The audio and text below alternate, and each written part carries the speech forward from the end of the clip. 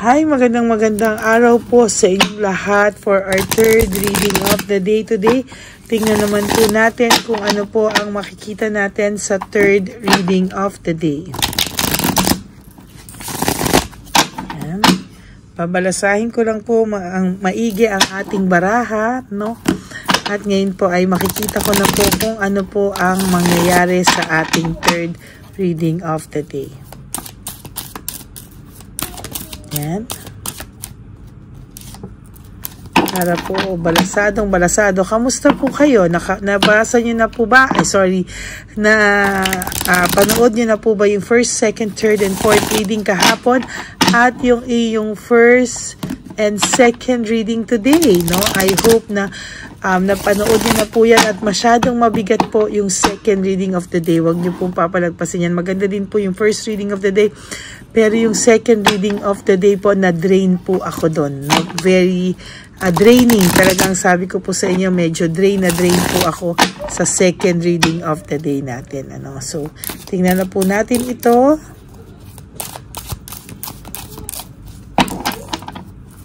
Yan.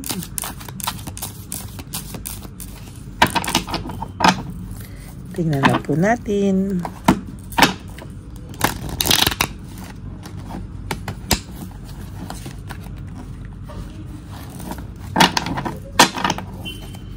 Okay.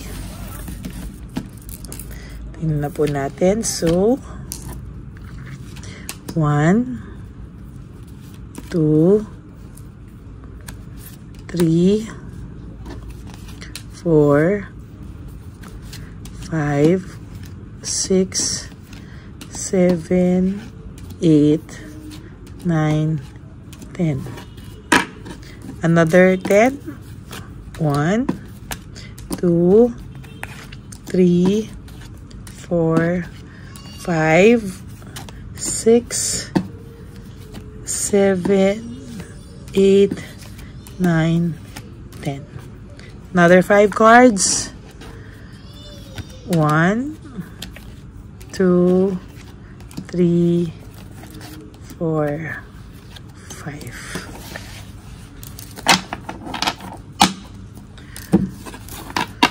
Okay, huwag niyo po skip to. Dito po tayo kumukuha ng energy para po sa ating lahat. Para tayo po ay may connection. Kumukuha po ako sa inyo ng energy dito para po hindi kayo malungkot, no? Ayan.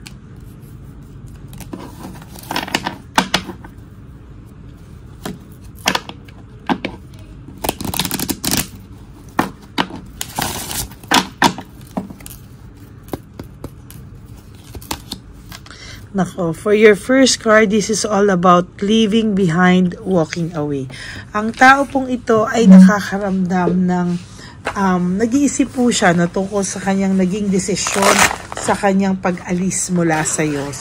Nag-iisip po siya ng desisyon kung ano po at bakit niya po ito napagdesisyonan in the first place, no?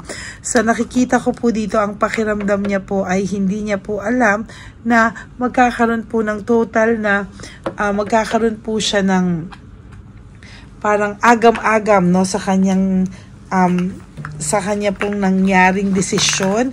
Hindi niya din po alam kung paano po siya sa mga susunod na panahon na to sa buhay niya ay kung siya daw po ay makakabawi pa sa maling desisyon na nagawa niya sa buhay niya. Kasi sa totoo lang po, sa pag-alis niya pong ito, siya po ay totally siya po ang naapektuhan sa nangyaring ito at talaga pong nag-backfire po sa kanya lahat po ng nangyari, no?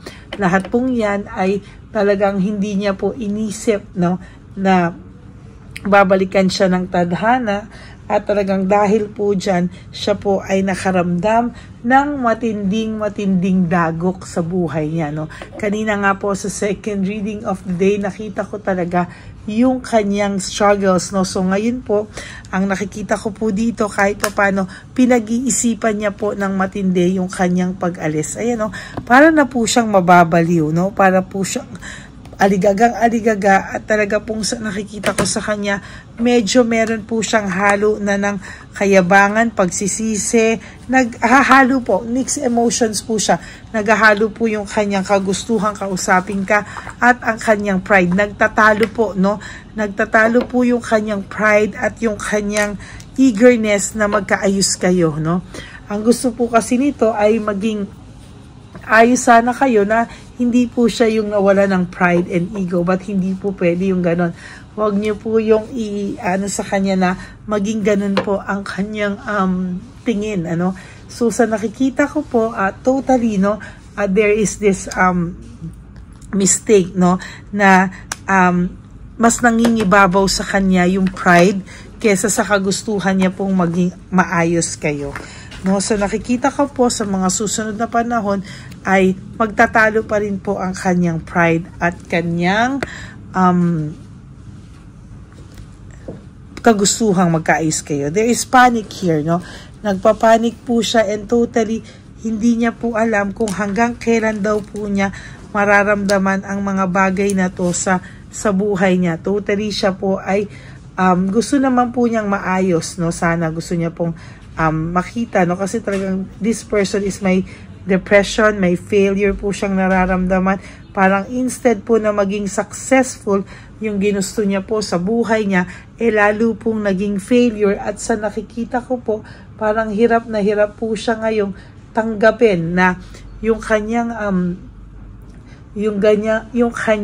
na maling nagawa sa yung kasalanan ay dinadala-dala niya po, no, as a matter of fact, itong taong to, dinadala niya po yung kanyang konsensya, pero parang mas nangingibabaw pa din po yung sakit na siya yung matalo, no, o yung sakit na ibaba yung pride niya. Ayaw niya po talagang magbaba ng pride. Alam mo, kahit po nung kayo pa nito, never po ito talagang nagsusorry. Pwede po siyang humingi ng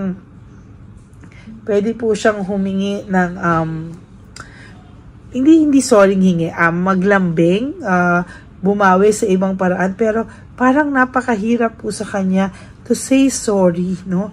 Hirap na hirap po ang taong ito na parang mag-say ng sorry ganyan, parang hindi po niya, parang feeling niya hirap na hirap po siyang mag-sorry sa iyo, no? Hindi po siya, and kahit kanino po, mataas po ang pride nito at talagang hindi niya po alam kung ano po yung kanyang nararamdaman at yung kanyang gagawin sa susunod na panahon.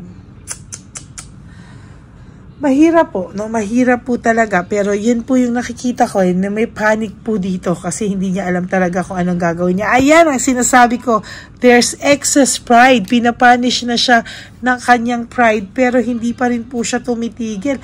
Kahit na po, ayan yung sinasabi ko, ayan na nga yung sinasabi ko, naghahalo yung, naglalaban yung pride niya at yung self-pity niya, nasa kagustuhan niyang maayos kayo, pero ito pa rin yung pride, nagaganyan-ganyan po siya. Paglayuin natin sila. Ayan, naghahalo po yung kanyang pride at naghahalo po yung kagustuhan niya.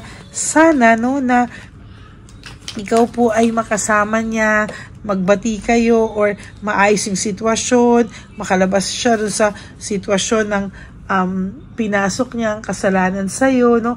Pero ayan po no, sa nakikita ko po ngayon ay mas nangingibabaw pa din po yung pride kasi parang pakiramdam niya, hirap na din po siyang tingnan no, kung ano yung gusto mong mangyari, kung ikaw ba ay mapapatawad mo pa daw ba siya o hindi na, no? So nakikita ko sa kanya ay very very ma-pride talaga siya, ma-ego talaga siya, and sa nakikita ko yun po yung pagkakamali niya, na nahirap po siyang ibaba yung pride niya, na sometimes sana maintindihan niya na hindi naman masamang ibaba ang pride, no? Lalo na worth it ka, no? Ayun, worth it ka po Pero parang sa kanya, hirap po siya na magbaba ng pride. Nakakalungkot lang kasi parang worth it ka naman na magbaba siya ng pride, pero sa nakikita ko, parang nag-aano pa siya, nag-1+1 kung tama ba yung gagawin niya. Kasi parang trinay niya na sa yung hindi magbaba ng pride, hindi naman po nag-work, no? Parang Sa nakita niya pa, para pa siyang natalo, no? Natalo pa siya dito. And sa nakikita ko po, mas sa mga susunod na panahon, ay hindi pa rin siya titigil mag-isip sa kanyang pride, no? Ang dami niyang emotional baggage, so ang dami niya pong issues sa buhay niya, napakadami niya pong iniisip, napakadami niya pong saloobin na hindi niya po talaga maayos-ayos, no? Parang ang pakiramdam nito, somehow this person is somehow trying to cover up na siya ay okay, pero ayan po sa baraha, napakadami niya pong unresolved issues, napakadami niya pong issues na kailangan isolve, na hindi niya po sa sarili niya po, hindi niya po ito matatakasan. Yun ang sinasabi ko sa iyo. Hindi niya po matatakasan yung feeling na gusto niya ikaw batiin, gusto kanyang lapitan, pero hindi niya rin po kasi maiwan yung kanyang pride. O, yun po ang nakikita kong problema sa kanya, na nahihirapan po siyang tanggapin na kung gusto niya kayong magkaayos, kailangan niya pong ibaba itong pride na to, no? Itong pride chicken na to, no? And so nakikita ko po, naging greedy siya, hindi niya po matanggap, no, na naging greedy siya, hindi niya po matanggap yan. Ngayon, sa mga nangyayari sa kanya, ayan po tuloy yung problema niya, no? Talagang too much stress yung nangyayari sa kanya dahil sa sarili niyang kalokohan, sa pagiging greedy niya po, no? Wala po siyang peace of mind, lagi po siya nagka-clash ng interest sa mga tao. Bakit? Kasi po lagi siyang aburido at mainit ang ulo. Hindi po siya makapag-decide, no, sa mga gusto niyang gawin sa buhay niya. Parang kung magdi-decide po to, maiirita lang po siya ng maiirita. At natatakot po siya sa rejection mo, no, kahit siya po ay may resentment.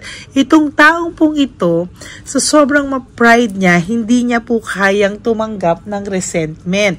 Hindi niya po kayang tumanggap ng pagkatalo, at hindi niya po kaya na ganun yung mangyari sa kanya, no. Though namimiss niya po yung samahan niyo talaga, o there is this home celebration, naiisip niya yung balance yung buhay niya, masaya siya. During the time na kayo, masaya po siya, no? Ngayon po, ayan, panay po siya, ano to? Miss opportunity, a loss of opportunity, miss chance to, Ace of Pentacles in reverse to. O yan. No, sa nakikita ko po talaga, there's a lot of miss chance na mga gusto niyang gawin sa buhay niya. Gusto niya po ng fresh start with you, pero hindi naman po niya maibaba yung kanyang pride. So, ano po ang gagawin natin dito, di ba? Gusto niya pong maintindihan lahat, no? Gusto niya pong may kausapin na kaibigan, pero parang hindi niya rin po masabi, kahit po sa kaibigan niya, na sobra po siyang pagod na. Ay, there's fatigue and exhausted. Exhausted na po siya sa buhay niya. Exhausted na po to, yun ang mahirap minsan yung ang hirap-hirap niyang intindihin, kasi hindi niya masabi sa tao na siya ay pagod na kahit po yung mga problema niya, loss of resources, unstable, hindi niya rin po ma-open up sa iba sa takot na siya po ay i-judge ng mga ito. Very confused. There's this confusion, brutality, and chaos. Marami po siyang problema. Sabi ko nga, sa second reading, sobra po ang problema na to, na parang tipong hindi na po niya din kinakaya because of the power, greed, at gusto niyang i-dominate ka para po hindi siya ma-guilty at ikaw po yung magdala, no? There is this poor judgment, no? Nagkamali po siya sa pagtingin sa'yo, no? Akala niya po ay hindi ka na niya hahanapin. Akala niya po ay bye-bye American Pie ka na dahil sawa na siya sa'yo. Pero ngayon, hinahanap-hanap ka po ng taong ito, no? Hindi niya po matanggap na parang nakasurvive ka at ikaw po ay okay, at binalikan po siya ng kanyang mga kalokohan, no, sa buhay. Hay nako, there is this failure, no? May failure po akong nakikita, at sa nakikita ko po ngayon ay hirap po itong taong ito isipin kung ano po ang kanyang gagawin. There is this jealousy. Sabi ko nga po sa'yo, pag nakita itong ayos na yung buhay mo o may iba ka na, hindi po siya makakapayag, no? Hindi po siya makakapayag na ikaw ay magsimula ng fresh start sa iba, magkaroon ng relationship sa iba. Aagawin ka po nito, at pagbagsak po, naku, the tower, nabunot ko na naman, nabunot ko to kanina. Yung pagbagsak po ng buhay niya ay mararamdaman niya lalo kapag nakita niyang nasa piling ka na talaga ng iba. Oh my golly. Yan po, at inaalagaan ng maayos, sinusuportahan ka, ikaw yung inaalagaan, ikaw yung minamahal, at yan po ang nakikita ko, no? Yan po yung nakikita ko na lalo siyang babagsak pag ganyan po ang nangyari sa kanya. Hindi po siya matatahimik, hindi po siya matatahimik, at hindi din po siya parang hindi niya po matatanggap, no, na ikaw po ay mapupunta sa piling ng iba, no? Pero kung wala siyang gagawin, sorry na lang po siya, talagang ikaw po ay mapupunta sa iba. Ay, yan po ang ating reading of the day. I hope po na sa third reading natin ikaw po ay naka-resonate, and if you do, can you please give me a like and comment down below, and please click the bell para updated po kayo sa ating mga latest uploads, no? And also, no, sa lahat po sa inyo na gustong magpa-private reading sa akin, you may message me po at Ladyly Elena. That's Ladyly Elena. Nasa dulo po yan ng ating video. Diyan nyo lang po ako makokontak. That is my official and only legit FB account. Also, nandyan din po, nilabas ko rin po yung fake account ng Lady Elena, kung saan ay pwede nyo po siyang i-report, no, para hindi na po niya kayo ma-scam, or wag po kayong pupunta dyan para alam nyo po na yan ay scam, no. Sana po i-report natin siya para wala na po siyang maloko pa, no. At bukod po dyan ay ayan. At para naman po sa aking mga ever solid, loyal, and faithful na Lady Elena family, thank you all so much for not skipping ads. Alam ko po na tinutulungan nyo yung ating channel para po, para naman po yung ating channel ay makatulong lalo sa ating mga less fortunate lolos and lolas. Maraming salamat po sa inyong lahat. And ang lagi ko pong paalala sa aking mga ever loyal na pamilya ay, you have to wake up each day and love yourself, dahil self-love is still the best love of all. You do 3 things that will make you happy for the day. Prioritize yourself. Love yourself, be grateful, at meron pa po tayong healthy body, at tayo po ay may pag-asa pa, no, na dahil tayo buhay pa, tayo po ay may pag-asa pa na tayo po ay mabago natin yung ating mga pagkakamali sa buhay. Okay? Maraming salamat po sa inyong lahat.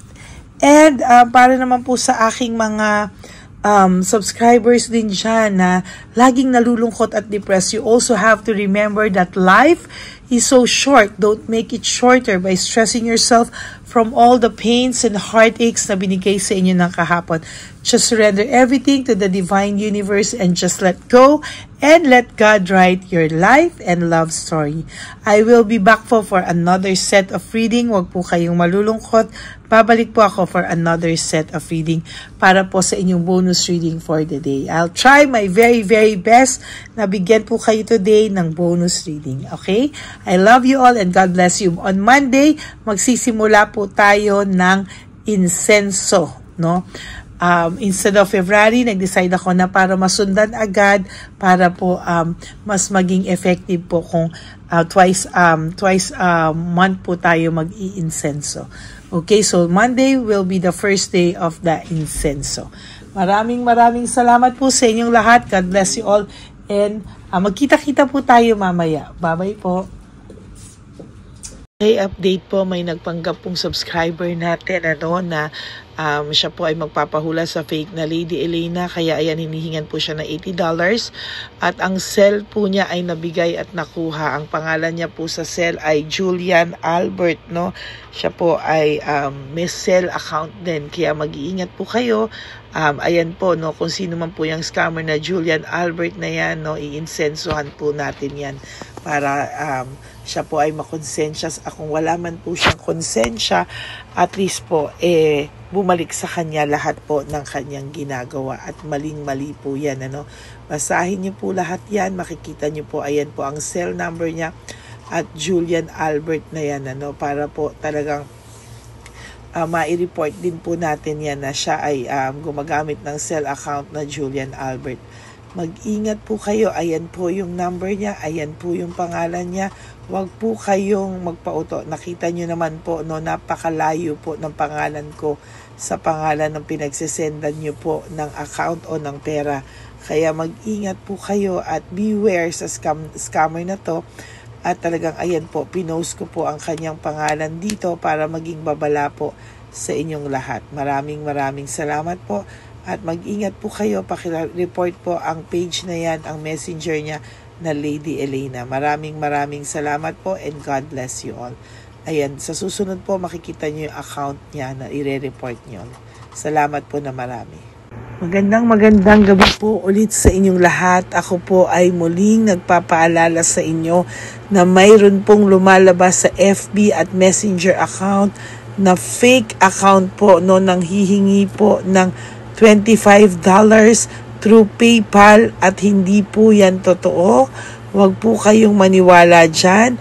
At pag sinabi mo po na gusto ko pong marinig ang boses nyo or makita kayo, ang sasabihin po ay magbibigay kami ng link, buksan mo yan, at pagkatapos ay makikita mo ako. Huwag po kayong maniniwala dahil yan po ay hindi totoo. Yan po ay isang malaking scam na pag binuksan nyo po ay mahahack po lahat sa inyo. Mahahack po ang inyong mga personal details. Lahat ay mahahack. Ako po ay nalulungkot na ito po ay nangyari, ngunit sa talagang may mga tao pong masasama at may mga tao po talagang hindi makatiis na hindi gumawa ng masama sa ibang tao. Pero maging aware po sana kayo, tulungan niyo po ako, i-report po natin yung fake na yan at sa FB para siya po ay mawala na at wala na po siyang mabiktima pa, no? Nandyan po lahat ng details at maraming salamat po sa inyong lahat. Maraming salamat po sa inyong lahat at mag-iingat po kayo.